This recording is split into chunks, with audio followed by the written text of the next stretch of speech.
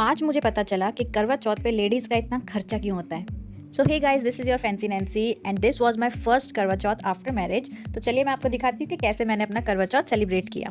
तो सबसे पहले तो मेरे बालों की हालत काफ़ी ख़राब हो चुकी थी कलर करवा करवा के, इसलिए अब मैं और बालों की हालत ख़राब करवाने के लिए पहुँच गई थी सैलून में केराटिन करवाने के लिए। हाँ, थोड़े टाइम के लिए अच्छे लगते हैं बाल, आई नो लॉन्ग टर्म के लिए थोड़ा डैमेज और हो जाते हैं, बट ठीक है, अब ख़राब करवा ही लिए तो थोड़े से अच्छे ही दिखा लेते हैं इनको। और ये मेरी बहन ये भी आई थी अपना कलर और स्ट्रेटनिंग करवाने के लिए। सो मेरी केराटिन हो गई थी कंप्लीट। मैं अपने बालों के सारे काम यहीं से करवाती हूँ, द हेयर डायरेक्शन सैलून से। ये है यहाँ के ओनर रंजन, और जितने दिखने में अच्छे हैं उतना इनका काम भी अच्छा है। तो मेरा काम तो हो चुका था, इसलिए मैंने सोचा कि मैं थोड़ा मार्केट घूम लेती हूँ कमला नगर मार्केट में, और तभी मेरी बहन का भी काम हो ही गया था। तो हम लोग जूस पी के और फिर निकल गए घर की ओर।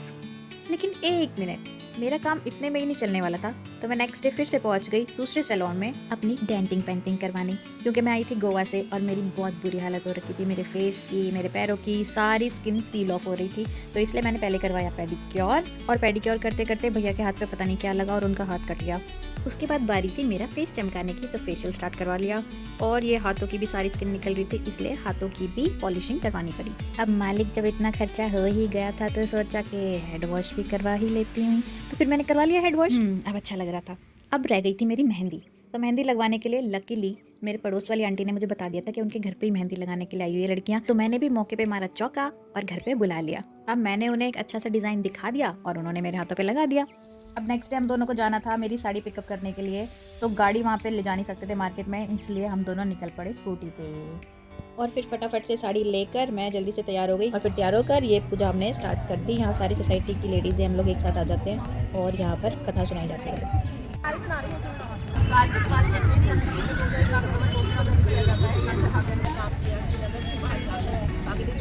फिर कथा सुनने के बाद हमने दिया सूर्य देव को जल, और बहुत सारी वीडियोस और फोटोज खिंचवाने के बाद हम लोग पहुंच गए हमारे घर वापस।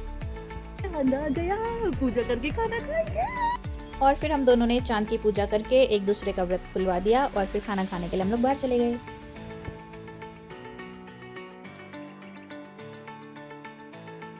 So that's how I celebrated my first Karwa Chauth. Thanks for watching. Bye.